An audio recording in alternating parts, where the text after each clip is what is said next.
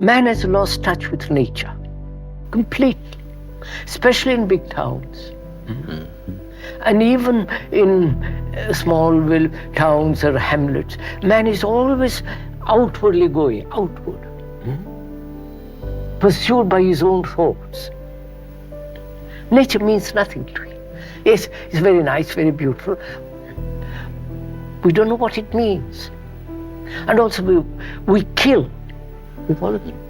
We kill for food, we kill for amusement, we kill what's called for sport. So there is this lack of intimate relationship with nature.